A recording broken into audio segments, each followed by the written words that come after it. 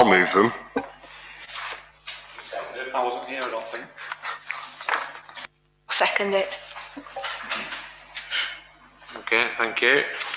Are there any comments about the minutes?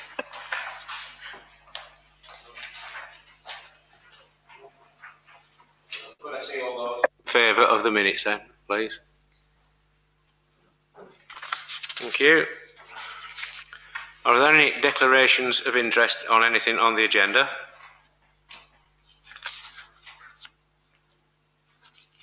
No. Item 5, public forum. There are no public here that I am aware of. Item 6, exclusion of public. That just applies to the last item at item 19.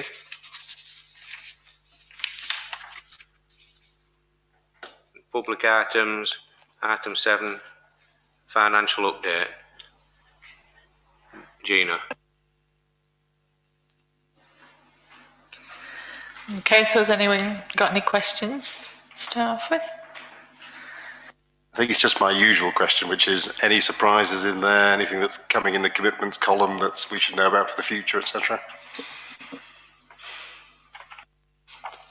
Right, there's nothing that's actually committed at the moment, but there are a few things in the pipeline. We were looking at replacing boilers, so we've had people come and have a look round. That could be quite costly. Apparently they were looking for a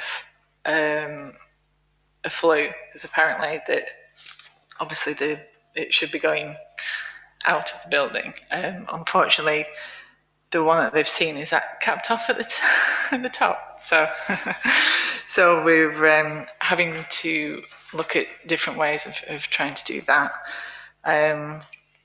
So it may not be just a straightforward change of boiler. There may have to be quite a bit of work going into it as well. So that could be quite a large cost.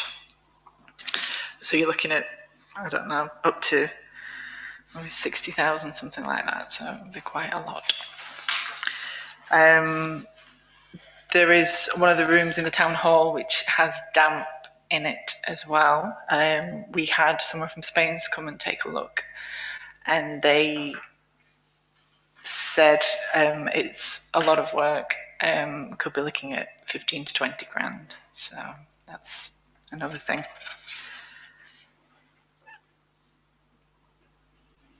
Other than that, I don't think there's anything for the time of year. Everything else is just going as expected.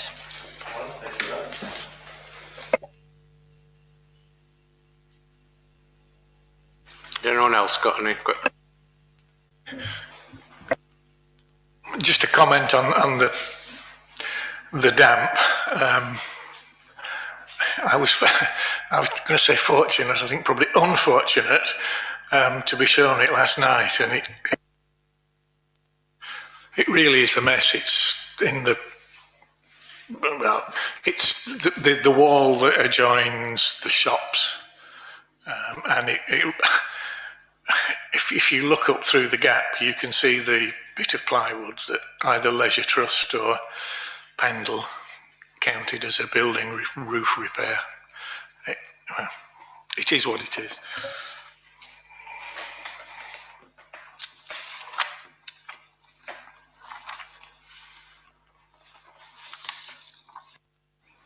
So is there any comments on the detail of the, no? Anybody else got any comments?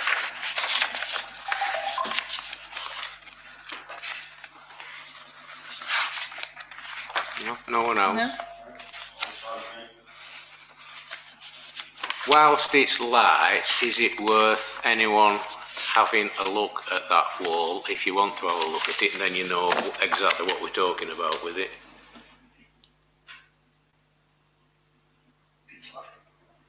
No, I mean now. I meant straight after meeting. If anyone wants straight after meeting, you want to go and have a look at it.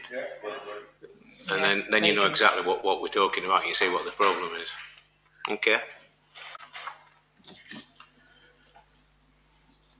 So can we approve then A, B and C of the financial update? Will someone move it? Yep, I'll move it. It's seconded. Send it. All those in favour? Thank you. Item 8, loan working policy.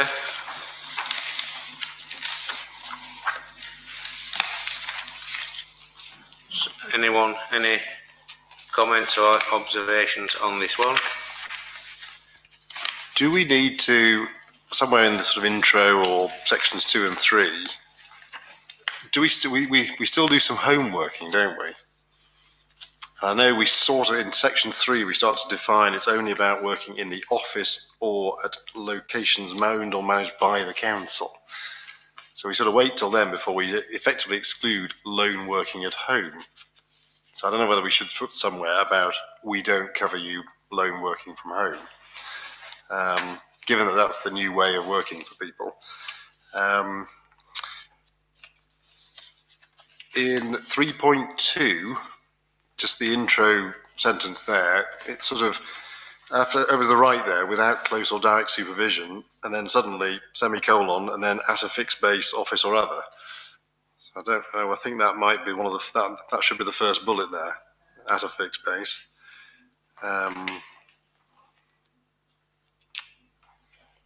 Similarly, the third bullet down, working outside of normal hours or away from their fixed base. And the other one is 7.1, bottom of the next page. The bottom bullet there, the second line gets itself a little bit lost and confused and overlapping and things. We sort of raise the personal, the panic alarm, large gap, which. So that just needs a bit of a tidy. Over the page to number 8, good old apostrophes here. 8.1, employees, apostrophe S. First bullet as well should be, the second line should be acts or emissions at work.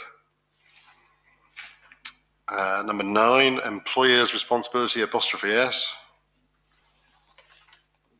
And then the second line, to ensure staff are always safe. A full stop missing there. Or maybe just link it together somehow. But that was all, other than that the principles are all the same and okay. Okay, are there anything more? Howard? On 6.1, the first A, I think it should be whether the work can be done other than by a lone worker, which I think is what it's trying to say.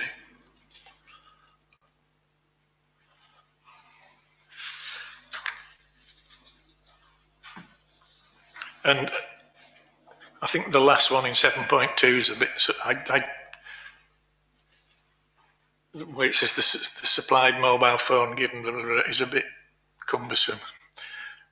But I couldn't think of anything better at the time I was reading it. It says then the location, it's a roundabout sort of way of saying that the phone has a location app on it and we will know where you are. But and finally on 8, I think rather than him, herself, we should say themselves and there in the one underneath. To take reasonable care for the health and safety of themselves and of other persons who may be affected by their acts or omissions at work. Just think it's tidier than... It stayed on now.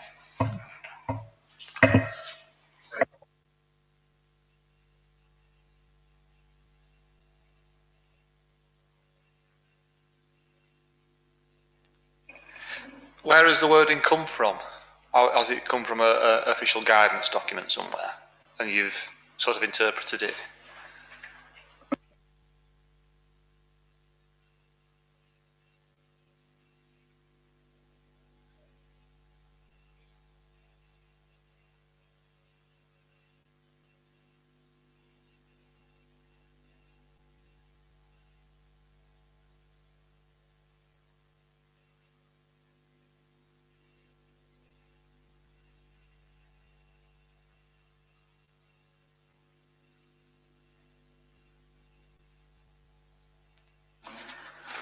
think some of it's come from the HSC loan working guidance documentation. And then the rest of it is probably just trying to apply it to Colne and the way we work. I remember I once wrote one where it said things like, you know, if you are working alone and you don't have a car, you have the right to get a taxi and things like that.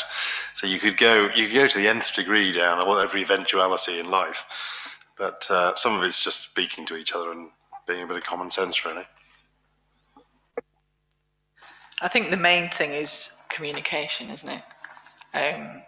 To ensure that people know if they are working on their own, that other people know that they're there when they're finishing, that kind of thing, so that, you know, if we can get communication when they have finished, then we don't think they're still there. Chair, well, and also not attempting something that you shouldn't do on your own, like climbing on the roof and putting pennies on the clock. Well, you don't climb on the roof to put the pennies on the clock, but if you're near, that's not much big machinery moving that you're going to get trapped in. But you know, don't operate. Not photocopier probably isn't going to chop your hand off, but coming from a factory that was full of engineering bits and pieces, you know, you don't switch things on unless they've got almost literally a dead man's handle.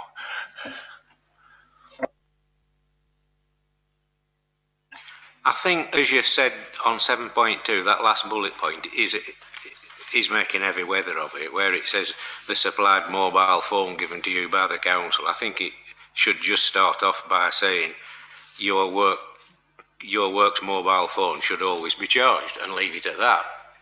Half of that can be taken out.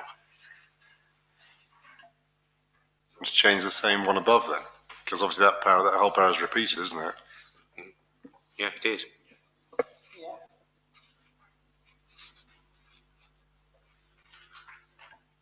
Well, it's got to go to full council in 2 weeks, hasn't it? Yeah.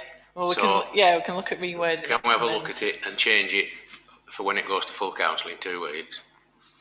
Yeah. And simplify it a bit. On that assumption, doing that, can someone move that we approve it to go forward to full council? I'll move it subject to Yeah, amendments. that's fine. Yeah, and then we'll make the decision in 2 weeks. Okay. Someone second that? I'll second it. Those in favour? Thank you.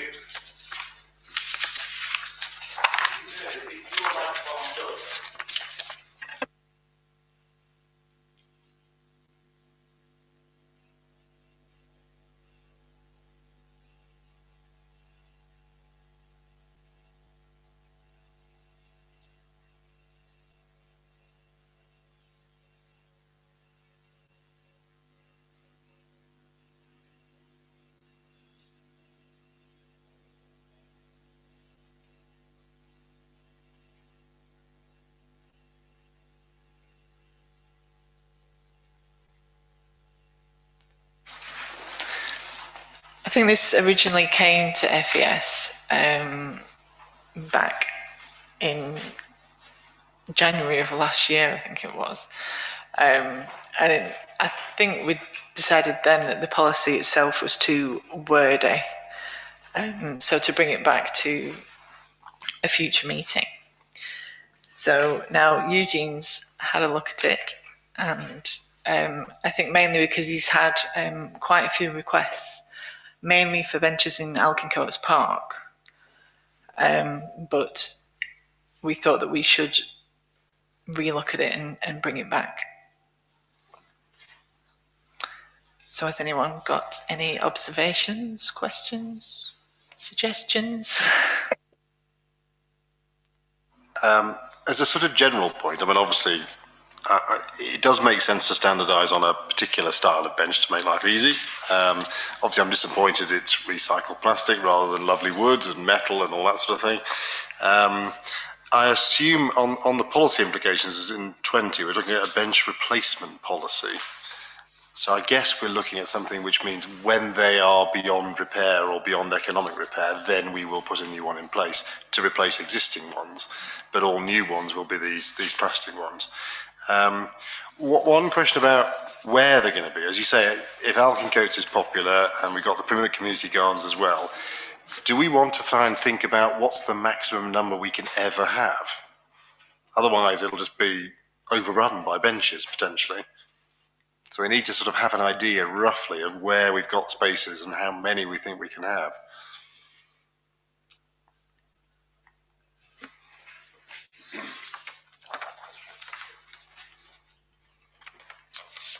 I've got a few typos as well if you want, or suggestions. In the policy itself, number 2, in the 4th paragraph, first line, starts benches are maintained in accordance with the council's '(s) phase. And are we maintaining them forever? I know in the calculations there's reference to a sort of 25 years. I think it's for the duration or the lifespan of the actual bench. Obviously the wooden benches, obviously some will get damaged, and they will, if they're beyond economical repair, then obviously we'll look at replacing them.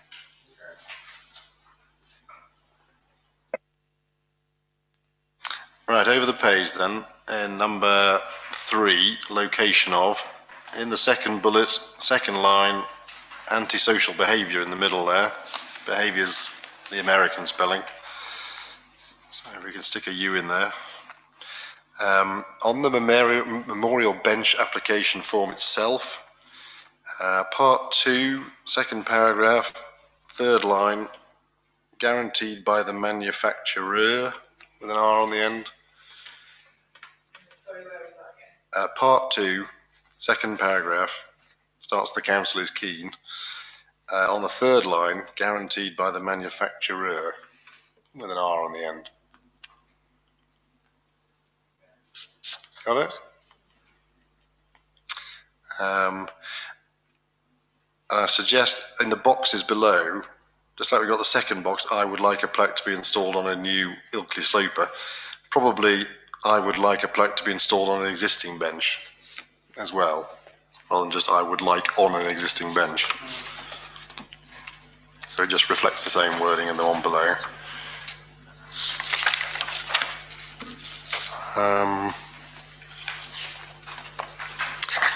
The only other thing in Appendix 3, all the costing's broken down there.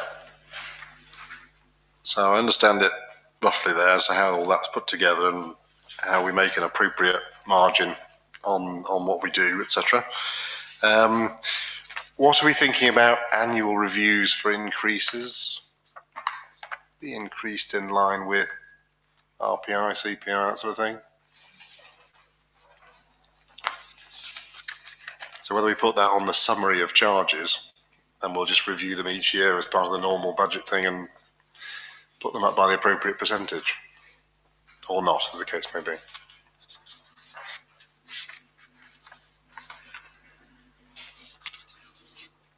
That's all from me.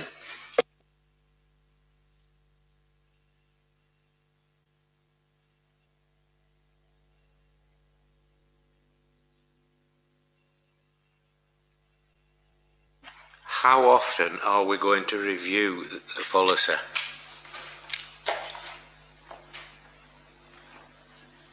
I was just thinking that regarding any future price increases for inflation and all sorts of things, if we were reviewing it every year, for instance, the policy, it'd be easier to bring the prices into the policy, and then we review the prices when we review the policy each year, don't we?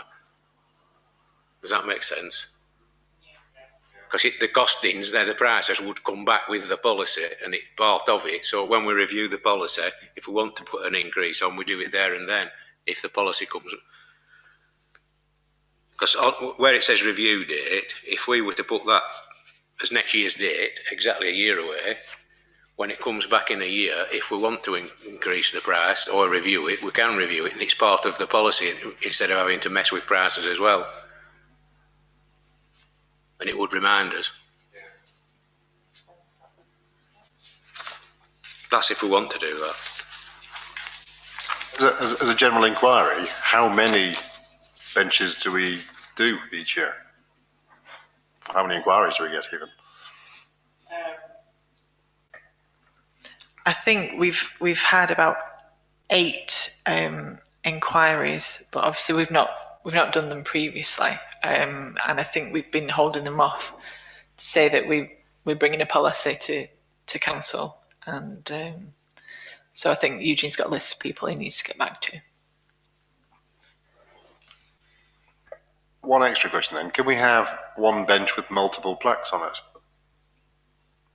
For example, if parts of the park were getting a bit crowded or something like that, everyone said they wanted to put a bench in a certain place or whatever, then you might have multiple plaques instead.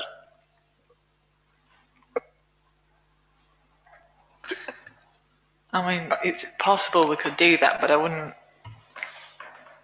don't know. You put a plaque on a bench you don't really, you want it for your family member or whatever. You don't really want to share it with anyone else, I wouldn't have thought. There are, I'm trying to think where I've seen, it may be Townley Park that I've seen them in Burnley, that there are some with 2 on. It may be granddad and father, and that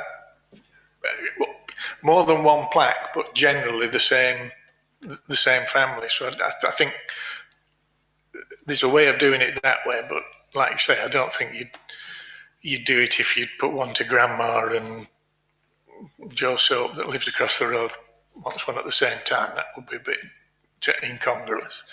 But I wouldn't object if it was 2 plaques, or if somebody came back and said, we've put one on for Grandad, Grandma's now died, can we put one on for her? I think we have to be flexible in that respect.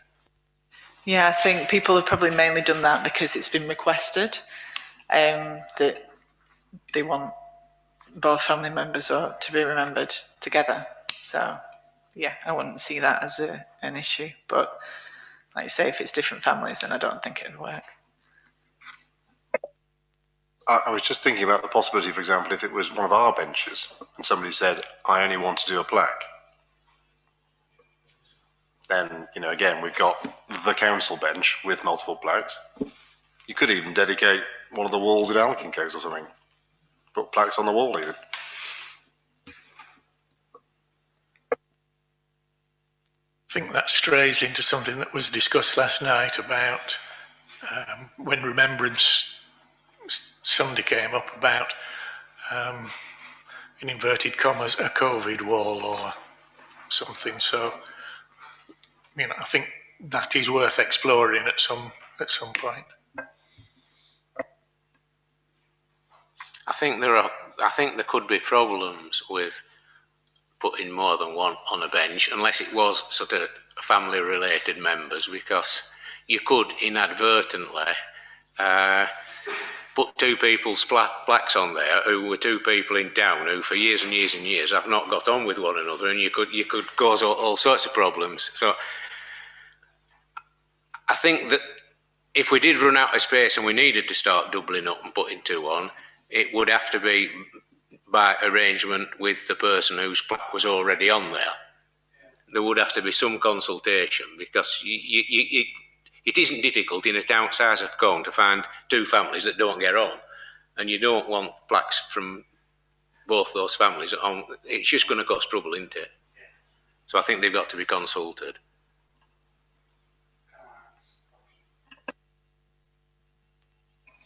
How come it's circa 140 benches? Is there the odd bench somewhere that we don't know who owns it? I think, having spoken to Eugene, I think there was some benches had same references and things like that. So I think or benches that he thought were there then weren't there. So it's an ongoing list. I think that that's where it is now. But he's on with getting a definitive list of and getting them all numbered up appropriately. So.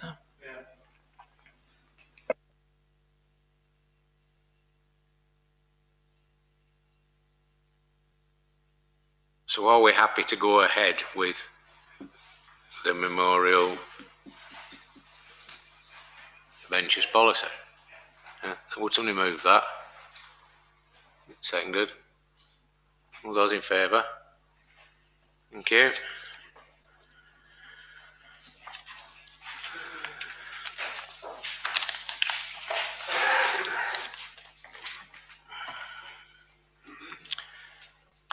Item 10, policy review.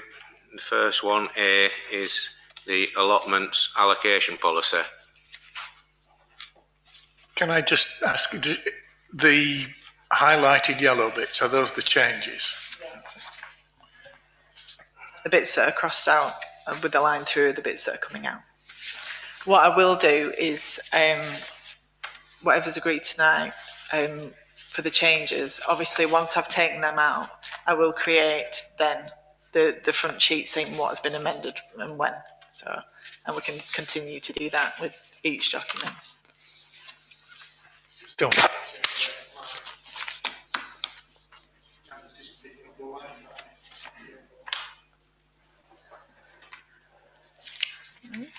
it gone off?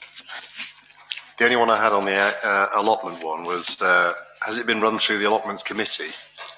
It has. Yeah. Right, so they're happy with this That's policy. where it's come from. Right, good. Okay, I was going to say, they're much closer to it than I am, so yeah, if they think it works, that's good enough for me.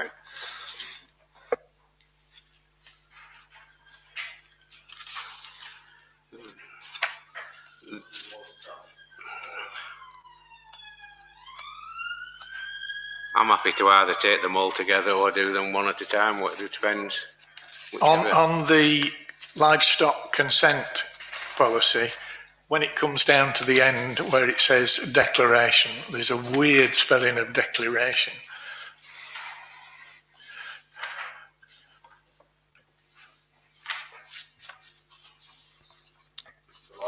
Where is that? It's at the end of the livestock one where it says declaration.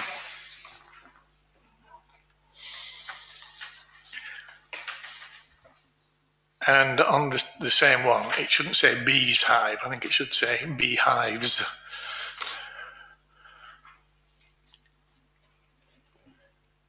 And we've not quite got the poor old birds. They've not quite got the right institution for them yet. So, first of all, we were being cruel to them last year. Now they're not the same as the RSPCA, RSPCB. It's just the Royal Society for the Protection of Birds, RSPB. So that's in section 5E, and also on the consent request in section E.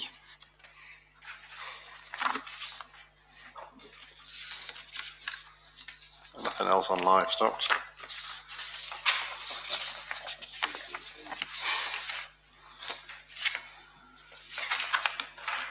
There were two alterations that are mentioned to Naomi. I can't find one of them now, but one of them was at the top of the front page on the allotments one, where it says amended 22nd of June. When that goes to full council, it needs full council's date on it. It can't be amended on the 22nd of June because that was an allotments meeting and allotments can't amend anything. So if auditors pick that up, they'd say you've amended something and there weren't a meeting that was able to amend it on that day, so it didn't happen. So it would have to have the date, which will be 20th of July, won't it? when it was to full council. Yeah, so it does need that date changing. Otherwise, it's not correct. I can't remember what the other one was, but Naomi has it written down somewhere. I think it was something to do where it says 14 working days for an appeal or something. Yes, that was it. Somewhere in here it says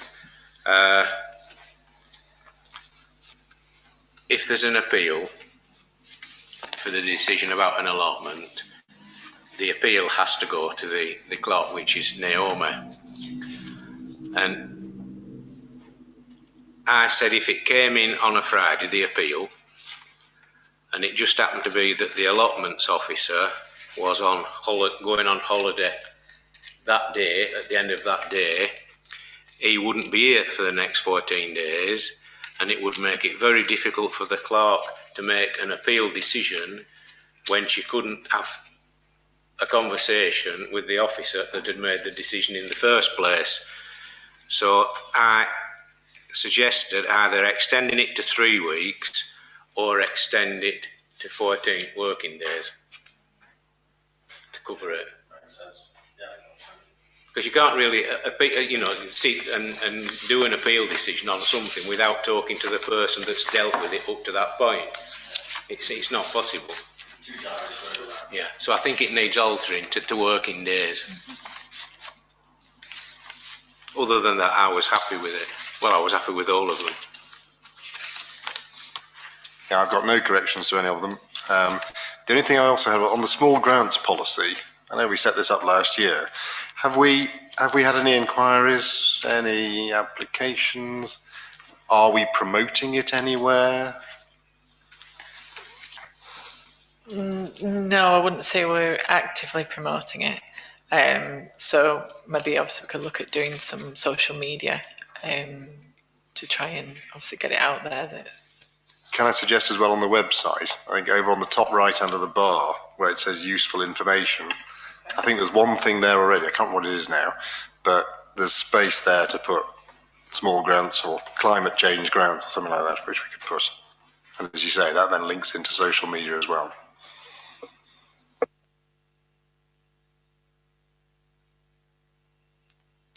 Is everyone okay with the tree policy?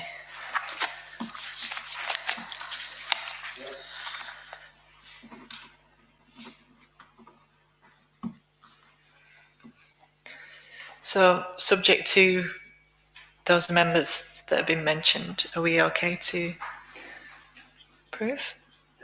Yeah. Do we have a proposer?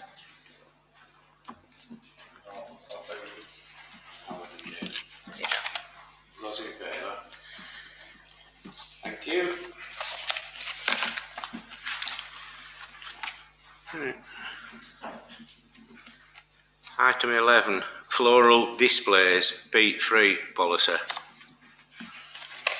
Has anyone any comments on this one? Yeah. Chair, I think you need to... Oh, it's echoing back because you're still switched. That's better. This is obviously, I think, something... Well, we're going to, as it says in the report, we're going to have to do it in a couple of years anyway. And it does make environmental sense because some of the peat bogs are disappearing at an alarming rate. I don't think... I think that wherever the quote for the bag of peat-free compost got from was a bit OTT because I worked it out at about 9 or 10 quid a 60 litre bag rather than 13 quid. But nevertheless, I think it would be foolish to empty all the existing containers and then refill them, but that from now on we just use peat free, and then by the time we have to use it we'll already be using it. So I'll move that we do that. Yeah, I agree. I'll second that. Okay, so could I see all those in favour of that then, please? Thank you. Item 12, downhole sound system. Well, we're all using it, so no, it's mainly to update you that we did actually get 4 quotes for the system for both wired and wireless, and this was by far the cheapest alternative. So I think it works quite well. Obviously, listening to the YouTube videos, it just sounded a lot clearer than it was. Has anyone got any comments? How many microphones do we get in total? Right. 26, yeah. Lots of scope for use in here, lots of scope for other places. So as you say, good for big and small meetings.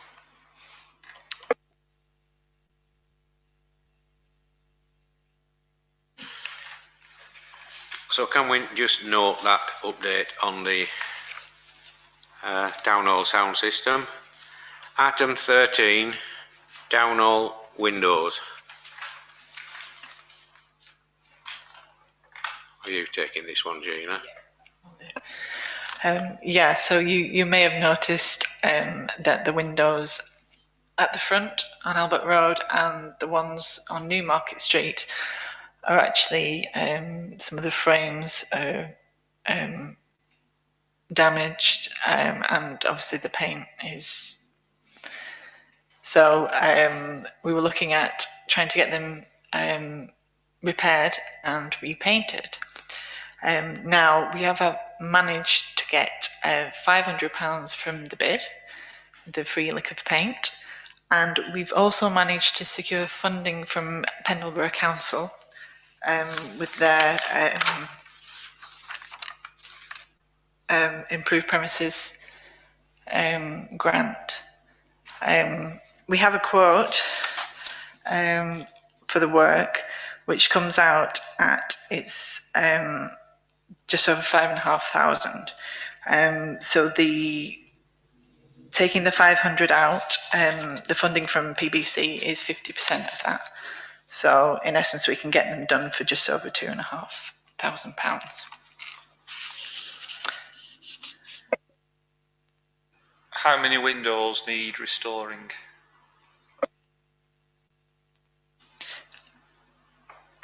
Probably most of them, I would say, but we're only getting funding for the front ones and the side ones. There were 16 total. It is in wood, isn't it? Good. They are now. Once Naomi gets going, they'll be aluminium probably. And obviously with it being listed, we have spoke to Rosemary Lyons and she has specified materials that we need to use. So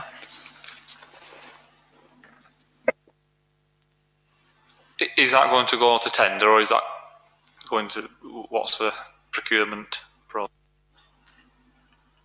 we don't need to, as it's only £2,500, so it doesn't need to go to tender. And it's below, so it's below the £5,000 limit, so we can have one quote.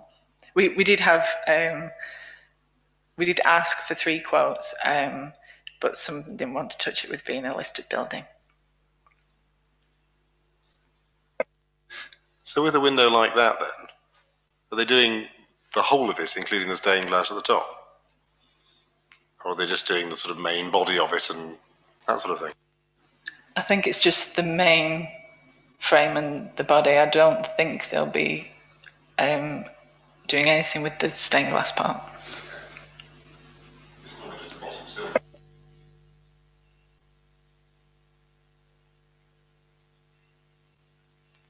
Do we know who's going to do the work?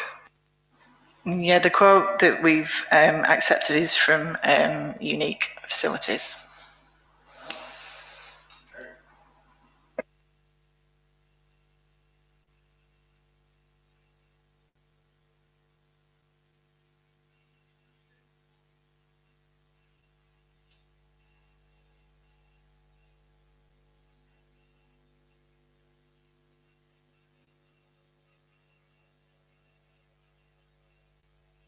In terms of the practicality, the timing, boarding up windows, etc. And what's going to happen with all that?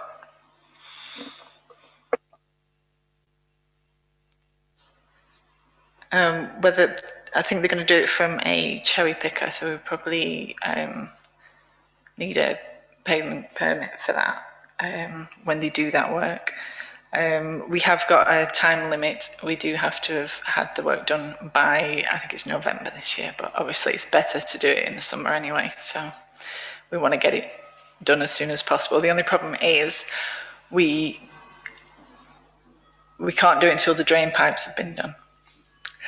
So they are supposedly going to be finished this week, I think, or at least they'll be getting on with it this week, and so maybe the following week they will be finished. Is any of the glass original? I think it is.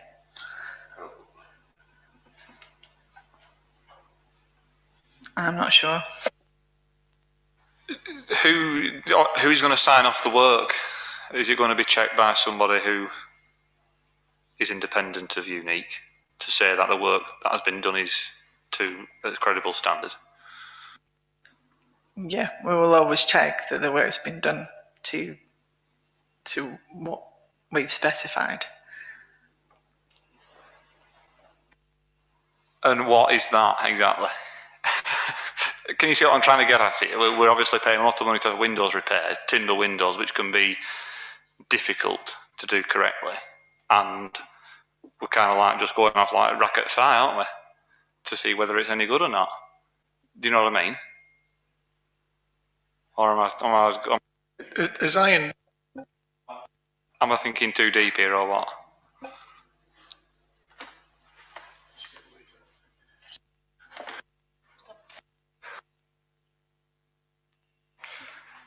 Yeah, we were doing this most of last night as well. As I understood the conversation, as Naomi was proudly pointing out the new bottom bit of the drain pipes as we were coming out last night, that it's mainly painting them to bring them up rather than, I mean, presumably if when they come to one of these higher ones and they find that it's literally falling apart, that would have to be stopped and looked at. But I think it's mainly just painting it and bringing it back to a better standard. That was, I mean, I may be wrong, but that was the sort of conversation that Naomi was having last night. The quote actually states to sand, repair and repaint.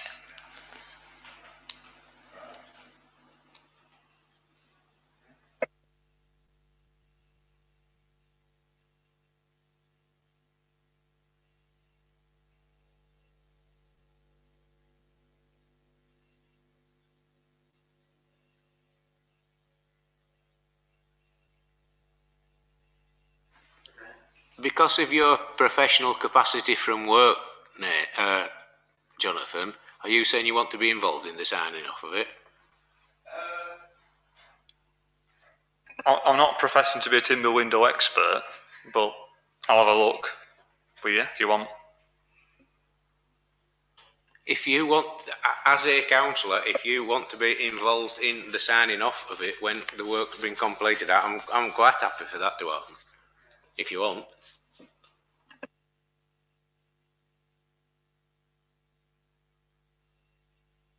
So we will have to make a decision then, because we are in a position where we can authorise the order to be placed because it is under the limit.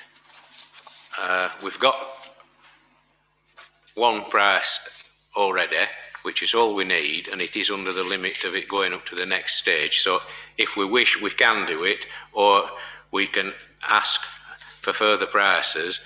But if we delay it and we end up going beyond November and we lose the funding we've got, we've shot ourselves in the foot if we end up having to pay the full price. So does someone want to move that either we do go ahead with it or we don't, whichever.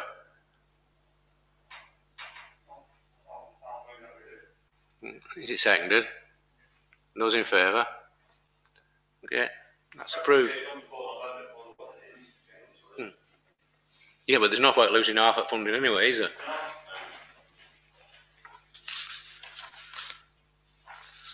Okay, item 15, treasure our town. 14, oh, waterside mugger lighting. As far as I know, that's going ahead now, isn't it? Unless you're going to tell me different, Gina. No, it is going ahead. There's not that much of an update really. They have Naomi met with LCC at the site, and they are looking at progressing to take on the works, but we haven't heard anything more since then.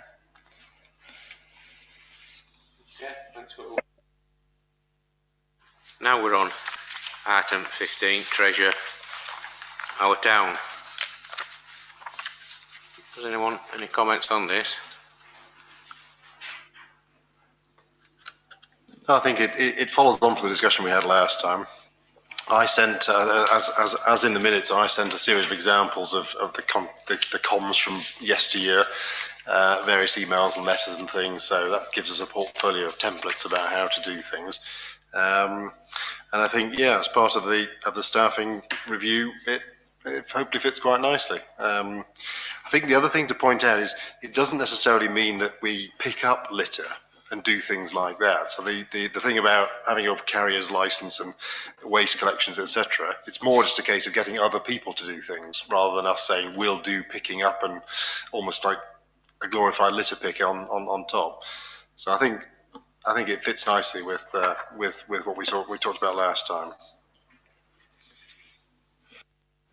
Yeah, I can tell you that I have done some email templates already from the stuff that you sent me, David. So they were quite easy to do, and I think it's probably just a case of that can be transferred to letter or email. So yeah, and I think myself and Nathan have said that we can cover the admin between us, and yeah, so.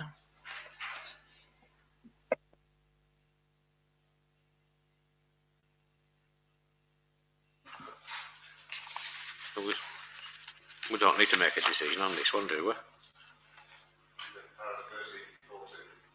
Yeah, can someone move the recommendation then? I'll move it. Seconded. Yeah, those in favour? Thank you. Item 16, items for a future month's agenda. No, we're all happy with that one. Item 17, the date and time of the next meeting, which is the Tuesday, the 3rd of August at 7 p.m. Item 18, exclusion of the public. We'll just have to stop now until Nathan